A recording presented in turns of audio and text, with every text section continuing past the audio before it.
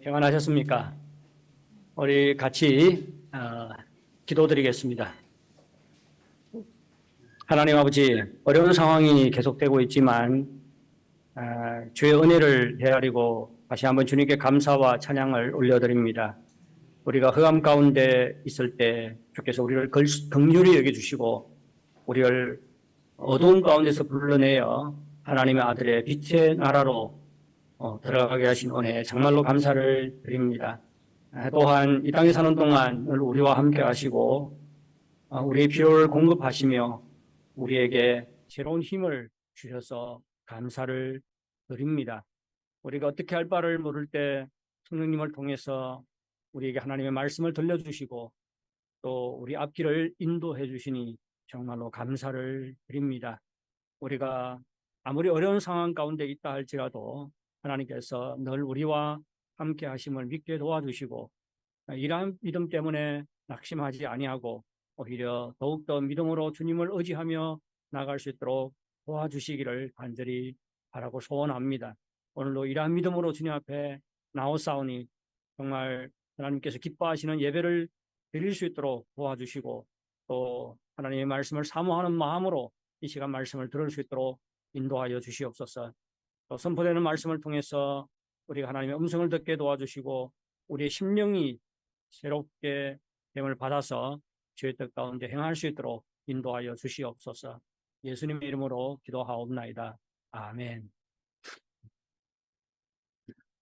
새로 찾은 장소에서 예배를 드릴 수 없게 되었습니다. 우리 예배 장소가 해전구청 종교관할부처의 심사를 받았는데 소방안전 기준 미달이라는 이유로 그 장소에서 예배를 드릴 수 있는 허락을 받지 못했습니다. 4월 18일 날 펑다이区 장펑医院에서 화재가 발생해서 29명의 사람들이 목숨을 잃었습니다. 그 화재로 인해서 소방 안전 기준이 크게 강화되었습니다. 그래서 고층에서 많은 사람들이 모여 예배를 드리려면 출입문이 적어도 2개가 있어야 한다고 합니다. 하지만 우리가 찾은 예배 장소는 출입문이 하나밖에 없기 때문에 주일 예배를 드리는데 안전하지 않다고 해서 예배 허락을 받지를 못했습니다. 새로운 장소에서 예배를 드릴 수 없다는 통보를 받았을 때 처음에는 참으로 막막했습니다. 장소 인테리어하고 또 필요한 물품을 구입하고 또 석 달치 장소비를 내고 장소비를 내고 그리고 또 2달치 야진을 했습니다. 경제적으로 큰 손실을 보는 것이 너무나도 마음이 아팠습니다. 그리고 언제 새로운 장소를 찾을 수 있을지 몰라서 마음이 막막하더라고요. 지난주에 장소를 찾기 위해서 여러 곳에 돌아다녔습니다. 마음에 드는 장소가 2곳 있었는데 그 중에 한 곳이 중관춘 황관짤 지우den입니다. 바로 우리 집 서쪽에 위치해 있습니다. 5성급 호텔이기 때문에 장소가 너무 좋습니다. 6월 12일에 구청 종교관할부처에서 심사를 하게 됩니다. 만일 이번 심사에서 통과가 되면 늦어도 7월 달부터는 함께 모여서 예배를 드릴 수 있을 것 같습니다. 속히 현장 예배를 시작할 수 있도록 계속해서 기도해 주시기 바랍니다. 우리는 함께 모여 예배드리기 위해서 많은 비용을 지불하고 있습니다. 우리가 큰 비용을 지불하면서도 함께 모여서 현장 예배를 드리기 원하는 것은 그만큼 함께 모여서 예배를 드리는 것이 중요하다고 생각하기 때문입니다. 우리는 코로나 기간 온라인 예배를 드렸습니다. 온라인 예배는 코로나와 같은 특수한 기간에 하나님께 예배 드릴 수 있는 아주 좋은 방식입니다. 그리고 건강상 이유로 교회에 오지 못하는 분들은 온라인 예배를 드릴 수 있어서 너무나도 감사한 것입니다. 하지만 온라인 예배는 절대 현장 예배를 대체할 수가 없습니다. 만일 교회에 오기 싫어서 늘 온라인 예배에 참가하게 되면 우리의 영적인 생명은 점점 약해질 수밖에 없습니다. 따라서 정말로 이런 분들에게는 온라인 예배가 영적인 만성 자살 행위나 마찬가지입니다. 때로는 힘들고 피곤하지만 우리가 함께 모여서 예배를 드리기 원하는 것은 이것이 하나님의 뜻이기 때문입니다. 뿐만 아니라 우리의 영적인 생명에도 유익하기 때문입니다. 따라서 모이기에 더욱 힘쓰는 여러분들이 될 수 있기를 바랍니다. 우리는 예배드리기 위해서 함께 모여야 할 뿐만 아니라 우리가 모일 때마다 하나님께서 기뻐하시는 예배를 드려야 합니다. 예배는 말씀 선포가 포함되어 있지요. 말씀 선포도 예배의 중요한 부분입니다.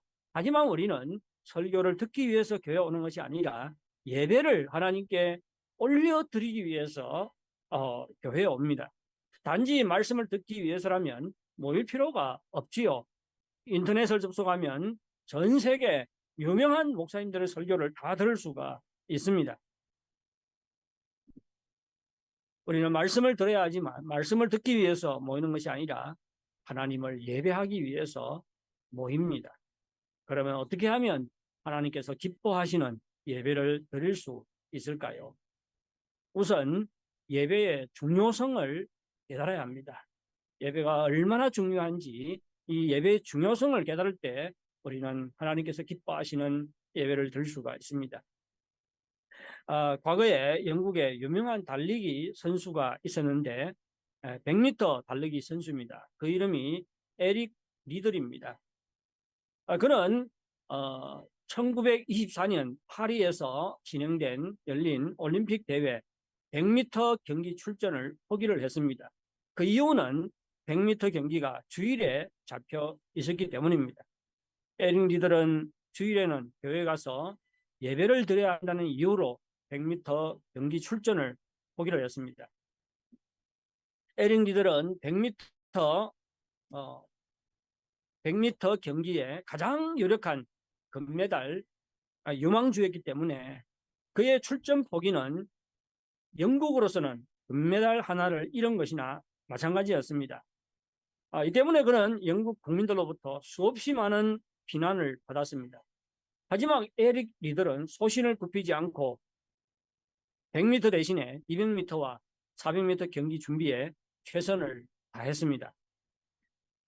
100m 경기가 있는 날에 에릭 리들은 경기를 관람하지 않고 교회에 가서 예배를 드렸습니다.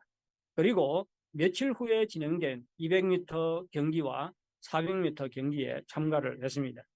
그는 200m 경기에서 동메달을 땄고 400m 경기에서는 금메달을 땄을 뿐만 아니라 47초 6이라는 세계 신기록을 세웠습니다.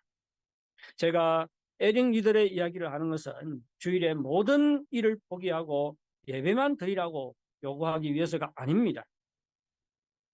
예배를 에릭 리들만큼 중요하게 생각해라는 것입니다. 에릭 리들이 주일이라는 이유로 자신의 주종목인 100m 경기까지 포기하고 예배를 드리러 교회에 간 것은 그만큼 예배를 중요하게 생각했기 때문입니다. 그에게는 예배보다 더 중요한 일이 없었습니다. 그는 예배를 드리기 위해서라면 명예와 돈과 모든 것을 포기하기를 원했습니다. 뿐만 아니라 사람들로부터 비난받는 것도 아랑곳하지 않았습니다. 우리는 에릭 리들처럼 행동하지 못합니다. 연휴 때는 주일에 출근하는 경우가 많습니다. 출근하라고 하면 출근해야 합니다. 하지만 우리도 예배를 중요하게 생각을 해야 합니다. 그리고 스스로 시간을 지배할 수 있을 때는 우리는 꼭 주일 예배를 최우선 순위에 두어야 합니다. 여러분, 예배가 중요한 것은 하나님께서 우리를 창조하신 목적이 하나님을 예배하는 것이기 때문입니다. 하나님께서는 6일 동안 우주 만물을 창조하셨지요. 그리고 제7일에는 안식일에 쉬셨습니다. 그런데 안식일에는 아무것도 하지 않은 것이 아니라 안식일은 하나님께 예배드리는 날입니다. 이는 창조의 목적이 6일 창조의 목적이 제7일 바로 하나님께 예배를 드리는 것임을 말해줍니다. 예배가 중요한 것은 또 한 가지 이유가 있는데 바로 하나님께서 우리를 구원한 목적이 예배이기 때문입니다. 외인 그루뎀의 조직신학 책을 보면 교회의 목적을 예배, 양육, 전도라고 정리를 해놓았습니다. 이는 하나님께서 우리를 구원해서 교회를 세우신 첫 번째 목적이 뭐라고요? 예배라는 것입니다. 사실 우리가 전도하는 목적도 사람들로 하여금 하나님을 예배하도록 하기 위해서죠. 그래서 하나님의 이름이 더욱 많은 사람들로부터 영광을 받도록 하기 위해서입니다. 그리고 우리의 양육의 목적도 성도들로 하여금 하나님을 더욱 깊이 알고 하나님을 더욱 잘 예배하도록 하기 위해서입니다. 하나님께서 우리를 구원한 목적을 보아도 예배가 얼마나 중요한가를 알 수가 있습니다. 우리는 예배를 중요하게 생각하는가 그렇지 않은가를 통해서 하나님에 대한 우리의 마음의 자세를 확인할 수가 있습니다. 하나님을 경외하고 중요하게 생각하는 성도는 예배를 중요하게 생각합니다. 예배를 중요하게 생각하지 않으면서 하나님을 귀하게 생각한다고 하는 것은 새빨간 거짓말입니다. 여러분, 자주 예배에 빠지고 예배 때마다 지각하고 마음을 집중해서 예배를 드리지 않으면서 어떻게 하나님을 존중하고 하나님을 경외한다고 말할 수가 있겠습니까? 예배를 중요하게 생각하는 분이야말로 하나님을 존중한다고 말할 수가 있습니다. 하나님을 존중하는 사람은 예배를 중요하게 생각합니다. 여러분, 예배를 중요하게 생각하시기 바랍니다. 예배를 통해 하나님 앞에서 여러분이 하나님을 경외하는 분임을 증명해 보이시기 바랍니다. 예배에 지각하는 사람들이 적지 않은데 절대 예배에 지각하지 마시기 바랍니다. 그리고 예배를 최우선 순위에 두시기 바랍니다. 하나님께서 기뻐하시는 예배를 드리기 위해서 예배를 중요하게 생각해야 할 뿐만 아니라 또한 기쁨과 감사로 하나님을 예배해야 합니다. 우리는 하나님 앞에 나와서 예배를 드릴 때마다 기쁨과 감사로 찬양하고 하나님을 예배해야 합니다. 우리의 예배 모임은 하나의 축제가 되어야 합니다. 우리 16절부터 18절을 다시 한번 보겠습니다. 항상 기뻐하라, 쉬지 말고 기도하라, 범사에 감사하라. 이는 그리스도 예수 안에서 너희를 향하신 하나님의 뜻입니다. 오늘 본문은 우리가 어떠한 마음의 자세로 예배를 드려야 하는지를 가르치고 있습니다.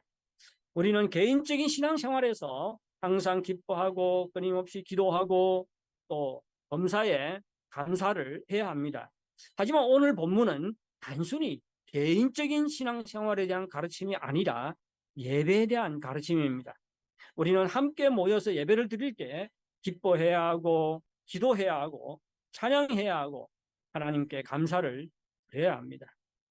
오늘 본문은 항상 기도하라, 쉬지 말고 기도하라, 항상 기뻐하라, 쉬지 말고 기도하라, 범사에 감사하라고 교훈하고 있는데 얼핏 보면 이 부분이 공적인 예배와 관계가 없는 것 같습니다. 하지만 신학자들은 이 내용이 바울이 우선적으로 예배를 염두에 두고 가르친 것이라고 말하고 있습니다. 그 이유는 여기에 사용된 동사들이 다 복수로 되어 있기 때문입니다. 이러한 복수형 동사들은 개인적이고 사적인 행동을 말하는 것이 아니라 그리스도인들이 함께 모였을 때 집단적인 행동을 묘사한다 이렇게 생각하고 있습니다. 이보다 더 유력한 증거는 20절입니다. 20절에 예언을 멸시치 말라고 말하는데 이 예언은 예배 때에 공적으로 모였을 때에 선포하는 말씀입니다. 선포하는 말씀이에요. 따라서 이러한 맥락을 보면 여기에 나오는 기쁨과 기도와 감사는 대중이 모여서 하나님께 예배를 드릴 때 표현되도록 되어 있다는 것입니다. 그래서 신학자 랄프 마틴은 여기에 나오는 짧고 명확한 명령들이 교회 예배의 제목처럼 읽혀졌다고 말하고 있습니다. 만일 그 16절부터 18절 말씀이 예배에 관한 교훈이라면 바울은 단순히 우리가 즐거워하라고 명령을 하고 있는 것이 아니라 즐거운 예배를 드리도록 원하고 있는 것입니다. 예배 때 하나님께 기도하고 찬양하기를 권하고 있고 그리고 감사하는 마음으로 예배를 드리라고 권하고 있습니다. 다시 말하면 우리의 예배는 기쁨과 감사가 넘치는 예배가 되어야 한다는 말입니다. 그런데 어떤 사람들은 경건함과 겸손함으로 예배를 드리기 위해서는 늘 예배 분위기가 엄숙해야 한다고 생각하는 사람들이 있습니다. 예, 우리는 엄숙한 분위기 속에서 예배를 드릴 수 있습니다. 하지만 엄숙하게 예배를 드리는 것하고 하나님을 경외하는 것은 별개입니다. 예, 하나님께 대한 경외는 기뻐하는 것과 모순되지 않습니다. 우리가 때로는 형식을 갖추어서 엄숙한 분위기 속에서 예배를 드려야 하지만 그렇다고 슬픈 마음으로 예배를 드려서는 안 됩니다. 엄숙한 분위기 속에서 예배를 드릴지라도 우리 마음에는 기쁨과 감사가 가득해야 합니다. 오후에 드리는 제3부 예배는 예배 형식이 오전 예배와 다릅니다. 오후 예배에서는 예배 전에 찬양을 하지 않고 사도신경을 고백한 후에 연이어서 찬양을 3곡, 3곡 정도 부릅니다. 저는 그 찬양 시간이 단순히 노래하는 시간이라고 생각하지 않습니다. 이 찬양이 결코 우리 마음을 예배를 드리기 위해서 우리 마음을 준비하는 것이 아닙니다. 저는 찬양하는 것이 바로 하나님께 예배를 드리는 시간이라고 생각을 해요. 따라서 매번 찬양 시간이 되면 저는 열정적으로 찬양을 드립니다. 목소리를 높여서 찬양을 하고 때로는 손을 들어서 찬양을 합니다. 기쁨과 감사로 하나님께 찬양을 드립니다. 때로는 찬양하다가 기도하기도 합니다. 저는 찬양을 하다가 찬양 가사나 멜로디에 깊은 감동을 받을 때가 적지 않습니다. 저는 이러한 감동을 하나님께서 저를 만나주시고 만져주시는 사건이라고 생각합니다. 여러분, 성경에는 정말로 기쁨과 감사로 하나님을 찬양한 사람들이 적지 않습니다. 그 중에 한 사람이 다윗 왕이에요. 이스라엘 백성들이 언약궤를 에돔의 집에서 예루살렘으로 옮겨올 때 다윗은 하나님께 제사를 드렸을 뿐만 아니라 하나님 앞에서 힘을 다하여 춤을 추었습니다. 사무엘하 6장 13절 15절은 그때의 광경을 이렇게 말하고 있습니다. 13절요. 여호와의 궤를 맨 사람들이 6걸음을 가매 다윗이 소와 살진 송아지로 제사를 드리고 다윗이 여호와 앞에서 힘을 다하여 춤을 추는데 그때 다윗이 에봇을 입었더라. 다윗과 온 이스라엘 족속이 즐거이 환호하며 나팔을 불고 여호와의 궤를 메어오니라. 백성들이 즐거이 환호하면서 나팔을 불고 언약궤를 예루살렘으로 메어올 때에 다윗은 여호와 하나님 앞에서 춤을 추었습니다. 다윗은 사람들 앞에서 춤을 춘 것이 아니라 하나님을 의식하고 하나님 앞에서 춤을 추었습니다. 그의 춤은 하나님께 드리는 춤이었어요. 그런데 다윗의 아내 미갈은 이것을 보고 다윗 왕의 채통을 지키지 않는다고 그를 업신여기고 그를 비꼬았습니다. 그래서 다윗은 이렇게 대답했습니다. 이는 여호와 앞에서 한 것이니라.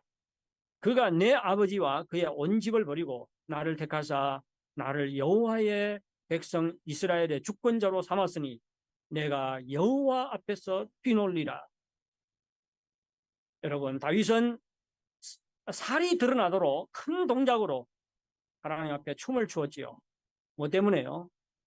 자신을 이스라엘 백성의 왕으로 삼아주신 하나님의 은혜에 너무 감사했기 때문입니다.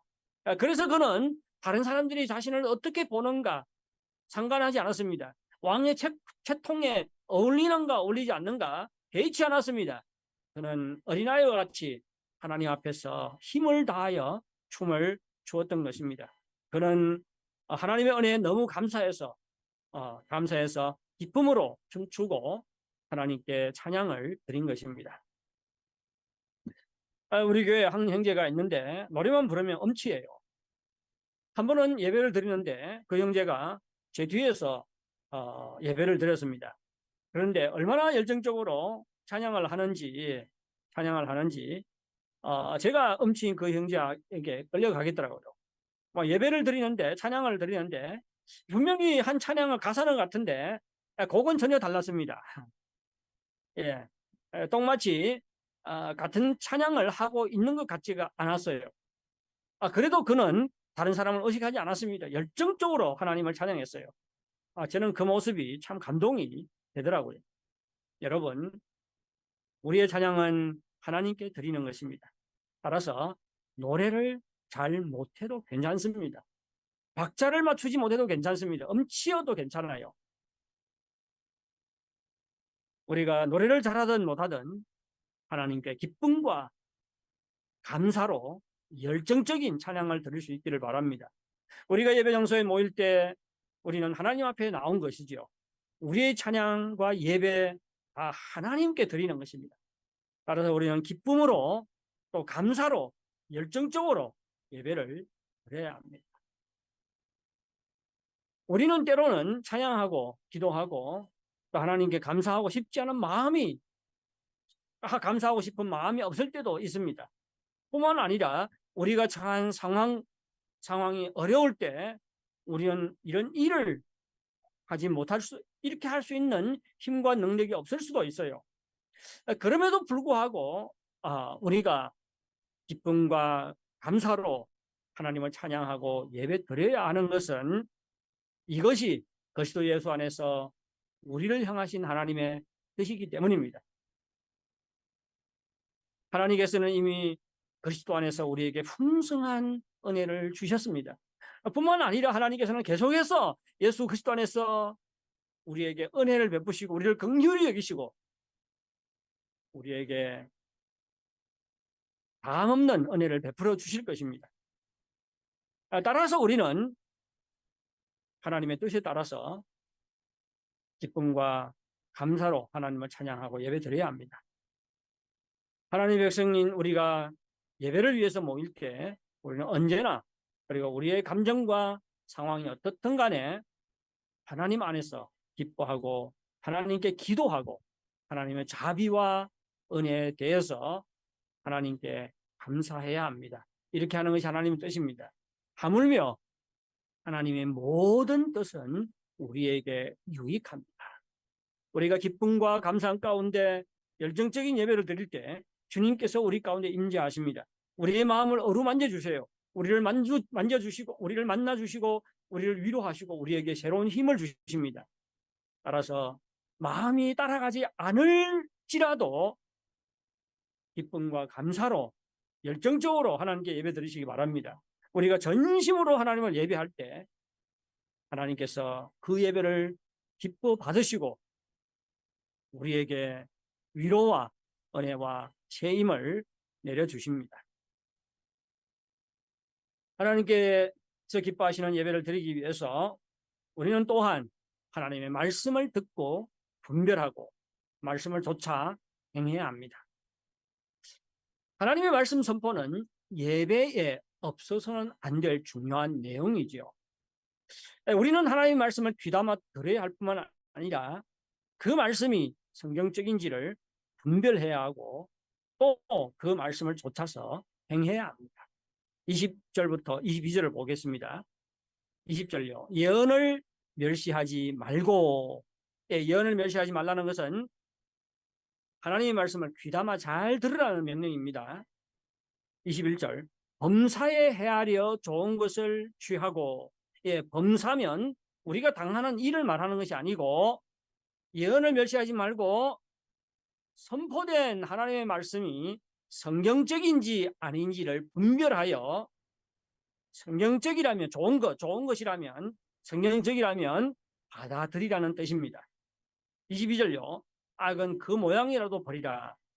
이 말씀은 하나님의 말씀을 분별하여 받아들인 후에 그 말씀을 우리 삶에 적용해서 죄악을 버리고 하나님의 말씀을 쫓아 살라는 뜻입니다. 우리는 하나님의 말씀을 들어야 하고 또 성경과 부합되는지 분별해야 하고 또 그 말씀을 우리 삶에 적용해서 말씀을 쫓아 행해야 합니다. 그런데 우리가 하나님의 말씀을 듣고 분별하기 위해서는 설교가 무엇인지를 알 필요가 있습니다. 설교가 무엇인지 모르면 우리는 분별력이 없어요. 설교가 무엇이죠? 여러분, 강단에 서서 설교한다고 다 하나님의 말씀인 것은 아니지요. 여러분, 성경을 설교하지 않고 성경 말씀을 전하지 않고 온통 이 세상 이야기 사람들이 듣기 좋은 이야기를 하면 아무리 그 말이 듣기 좋다 할지라도 그것은 설교가 아닙니다. 하나님의 말씀이 아니에요. 둘째로 성경을 말한다고 꼭 하나님의 말씀인 것은 아닙니다. 성경을 설교하는 사람들 중에 어떤 사람은 성경을 바로 성경의 뜻을 왜곡해서 설교할 수가 있지요. 이러한 설교는 하나님의 말씀이 아닙니다. 참된 설교는, 바른 설교는 성경과 부합해야 합니다. 성경적이에요. 뿐만 아니라 복음적이어야 하고 그리스도 중심적이어야 합니다. 뿐만 아니라 바른 설교는 우리의 삶과 공감이 있어야 하고 우리에게 도전적이어야 합니다. 이러한 설교에 대한 이해를 가지고 있을 때 우리는 하나님의 말씀이 그 설교자가 하는 설교가 하나님의 말씀인지 아닌지를 분별할 수가 있습니다. 저는 설교를 베껴 쓰는 것, 노트하는 것을 좀 반대합니다. 뭐 베껴 쓸 수가 있어요. 그런데 저는 좀 반대를 해요. 설교 노트하라고 노트하느라고 설교를 제대로 듣지 못할 수가 있기 때문이다. 오히려 노트하는 것이 우리가 설교를 듣는데 방해가 될 수가 있어요. 따라서 설교를 들을 때 우리는 집중해서 들어야 합니다. 뿐만 아니라 생각하며 들어야 합니다. 무슨 생각을 해야 되지요? 설교자가 하는 것이 설교자가 무엇을 말하는지 생각해야 합니다. 그리고 설교자가 말하는 것이 무슨 뜻이냐를 생각해야 합니다.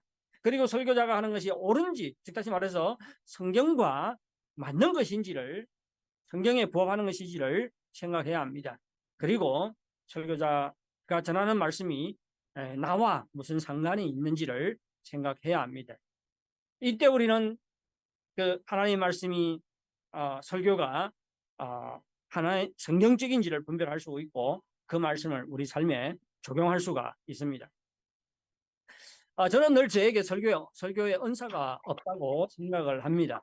그럼에도 불구하고 주일마다 설교하는 것은 하나님께서 제가 설교할 때 하나님께서 제가 전하는 말씀을 통해서 성도들에게 말씀하신다고 믿기 때문입니다.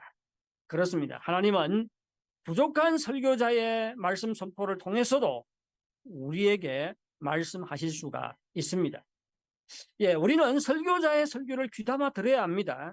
하지만 설교자의 설교를 귀담아 듣는 것보다 더 중요한 것은 하나님께서 설교를 통해서 우리에게 무슨 말씀을 하시는지를 우리는 들어야 합니다. 우리가 하나님의 말씀을 사모하는 마음으로 하나님의 말씀을 들을 때 하나님께서 선포되는 말씀을 통해서 우리에게 말씀해 주십니다. 하나님께서 말씀하시면 우리 마음에 감동이 있어요.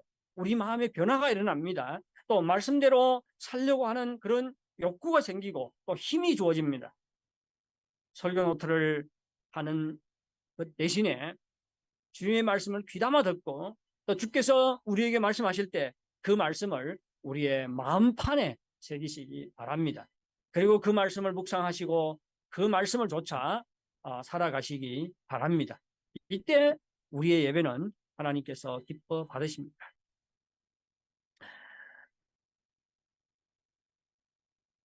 네, 오늘 그 설교 말씀은 모두 7절이지요. 7절입니다. 앞에 나오는 3절은 우리가 어떤 자세로 하나님을 예배해야 하는지에 대해서 가르치고 있습니다. 그리고 뒤에 나오는 3절은 우리가 말씀을 귀담아 듣고 분별하고 말씀을 조차 행할 것을 가르치고 있습니다. 그런데 중간에 어떤 말씀이 나오지요? 중간에 성령을 소멸하지 말라는 명령이 나옵니다. 우리는 지지난 주일에 성령을 소멸하지 말라가 무슨 의미인지 살펴보았어요. 뿐만 아니라 이 말씀이 앞에 나오는 내용과도 관계가 있고 뒤에 나오는 내용과도 관계가 있다는 것을 살펴보았습니다. 성령을 소멸하지 말라는 명령은 성령께서 우리가 모여 예배를 드릴 때에 그리고 우리가 말씀을 들을 때에 우리 가운데서 역사하신다는 것을 전제로 하고 있습니다. 만약 성령님께서 역사하지 않으면 성령을 소멸치 말라는 명령도 주어지지 않았을 것입니다. 성령께서 우리가 모일 때, 우리가 모여서 예배를 드리고 말씀을 들을 때에 성령님께서 우리 가운데서 역사하시기 때문에 바울은 성령을 소멸하지 말라고 명령한 것입니다. 여러분, 예수님께서 어떤 약속을 했습니까? 두세 사람이 내 이름으로 모인 곳에는 나도 그들 중에 있느니라. 예수님께서 부활해서 승천하셨는데 어떻게 우리 가운데 있을 수 있습니까? 예수님께서 우리 가운데 있다는 것은 우리가 함께 모여서 예배를 드릴 때 주님께서 성령으로 우리 가운데 임재하신다는 것입니다. 성령이 우리 마음을 움직여서 성령님께서 우리 가운데 임재하실 뿐만 아니라 성령님은 우리 마음을 움직여서 우리로 하여금 하나님께 기쁨과 감사로 찬양하고 예배드리게 하십니다. 뿐만 아니라 성령님은 설교자의 입을 통해서 우리에게 말씀하시죠. 우리 마음을 감동하시고 우리로 하여금 하나님의 말씀을 깨닫게 하시고 우리의 마음을 변화시킵니다. 따라서 성령님의 역사를 감지해야 합니다. 예, 성령님의 인도하심이 있을 때 그것을 무시하지 말아야 합니다. 예, 따라서 우리는 찬양하고 예배를 드리고 하나님의 말씀을 듣고 생각하고 분별하고 그렇게 해야 할 뿐만 아니라 바로 우리가 예배를 드리는 시간에 성령님께서 우리 가운데 어떻게 역사하는지, 어떻게 우리 자신을 감동하는지, 인도하는지 우리는 성령님의 역사를 느껴야 합니다. 그리고 성령님의 역사가 있을 때 성령님을 무시하지 말아야 합니다. 성령을 쫓아 행해야 합니다. 뿐만 아니라 이 성령님의 인도하심에 따라서 열정적으로 하나님을 예배할 뿐만 아니라 하나님의 말씀을 쫓아 살겠다고 결단을 해야 합니다. 이렇게 하는 것이 성령님을 소멸치 않는 것입니다. 사랑하는 성도 여러분, 예배를 중요하게 생각하시기 바랍니다. 예배를 삶의 최우선 순위에 두시기 바랍니다. 그래서 모이기에 항상 힘쓰는 여러분들이 되시기를 바랍니다. 뿐만 아니라 모일 때마다 기쁨과 감사로 하나님께 기도하고 찬양하고 열정적으로 예배를 드릴 수 있기를 바랍니다. 그리고 하나님의 말씀을 귀담아 듣고 분별할 뿐만 아니라 하나님의 말씀을 쫓아 행동하시고 사시기 바랍니다. 성령님께서 주시는 감동과 힘과 인도하심을 쫓아 행하는 여러분들이 다 될 수 있기를 바랍니다. 우리 다 같이 찬양 한 곡 부르고 하나님께 같이 기도하도록 하겠습니다.